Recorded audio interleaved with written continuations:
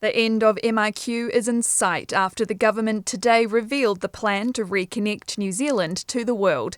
The managed isolation system at the border will be dismantled for fully vaccinated Kiwis and travellers from early next year.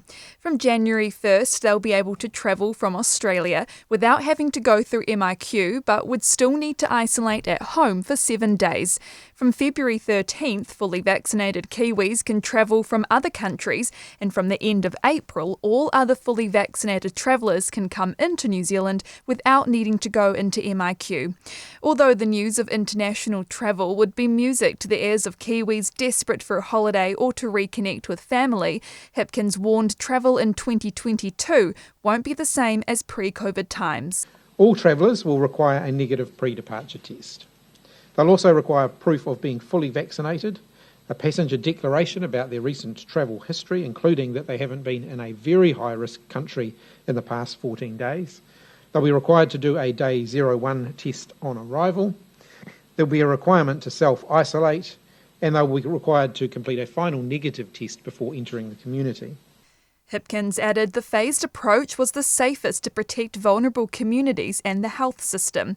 Those who don't fit this pathway would still go through MIQ for 7 days and then self-isolate for 3 days. On very high-risk countries, Indonesia, Pakistan, India and Brazil would be allowed to travel to New Zealand, while Papua New Guinea was still under the very high-risk classification.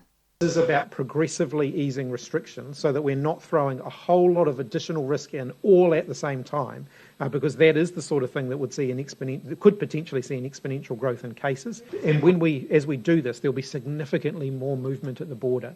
It comes as officials announced another 215 COVID-19 cases in the community today. The latest numbers have pushed the Delta Outbreak to 5,000 active infectious cases. 181 cases were reported in Auckland, 18 in Waikato and 3 in Northland. 87 people are in hospital with the virus and 8 are in ICU or high dependency units. As case numbers rise, Director General of Health Dr Ashley Bloomfield emphasised that a number of people hospitalised in the outbreak were children under 12. Close to 1 in 5, 18.5% of cases, are in children 9 years or younger, up from 12.7% at the start of September. That one of the best ways we can protect tamariki of all ages is for adults to be vaccinated.